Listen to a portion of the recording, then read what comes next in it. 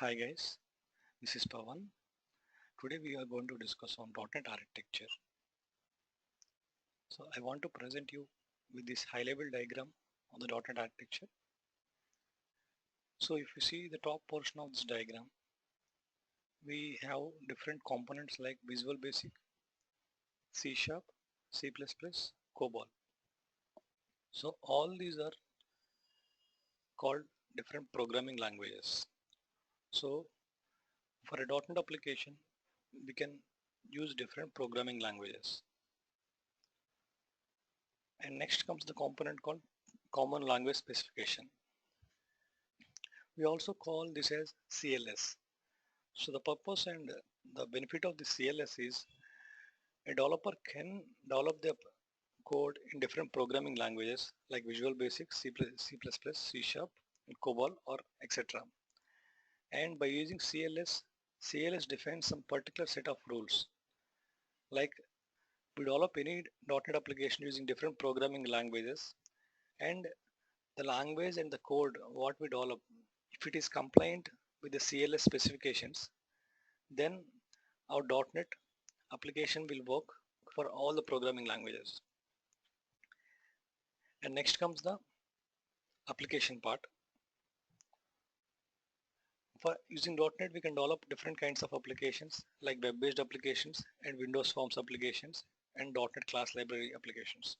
So these are few different kinds of applications by using .NET we can develop. And also there are other applications, but for simplicity, we have shown here these three applications. And next comes the very important part of the .NET architecture. It's the Common Language Runtime. We also call the Common Language Runtime as CLR. And this is the heart of the .NET framework.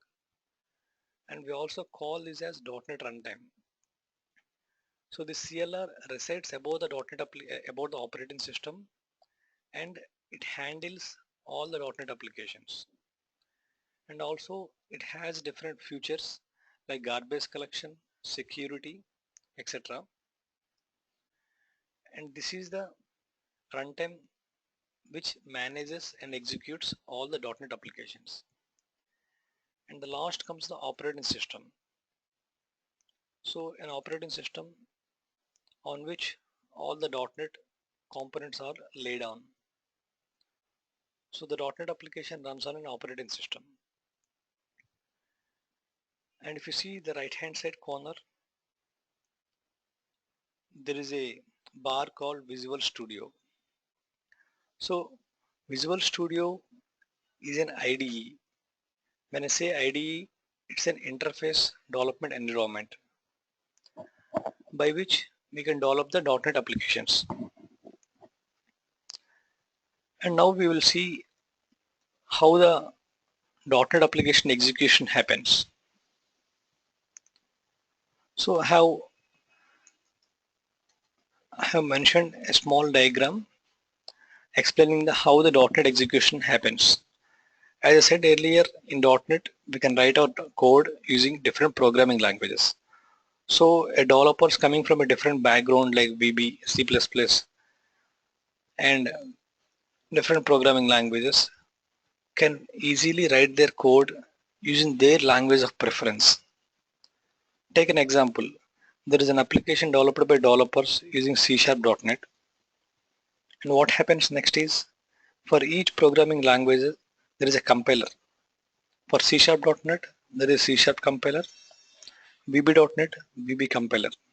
So what the compiler does is the code what we have written in a particular language, take an example like C#.NET, the compiler converts the code what we have written to MSIL.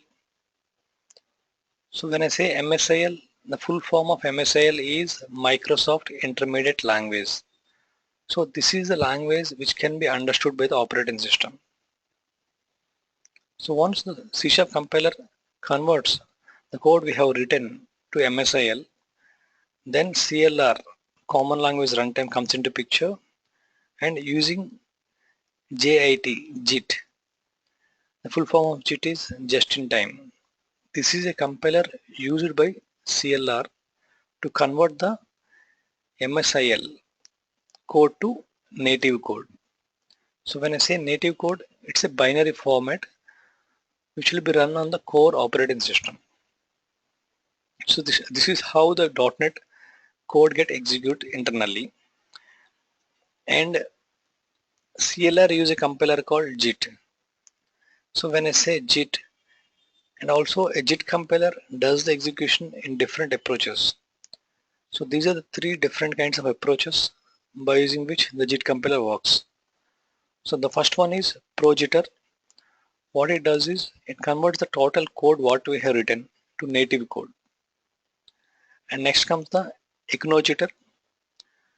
It converts only the methods that we call at runtime to the native code. And next is the normal jitter. What it does is methods that are called at runtime are stored in the cache. So when next time the method is called, it retrieves from the cache. So when I say cache, you can visualize it as a temporary location where the content is stored. So what happens is, so instead of making a call and doing the execution again and again, when the same method is called for the next time, it retrieves from the cache, by which it improves the performance. So again, we'll go a glance to the architecture diagram.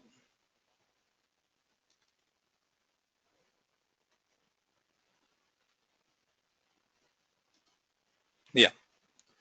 So now if you correlate based on understanding, so the top portion is the programming languages by which we can write our code in .NET. And next is the CLS. So our programming language has to follow some certain specifications. So to make it compliant to .NET. Next comes the applications. You can develop different kinds of applications. And one more component is .NET base class library. So when you hear a term called library, library is a collection of books. Similarly, here .NET class library is a collection of used classes. So a classes, there are n number of classes provided by the .NET, and each class has but certain specific significance.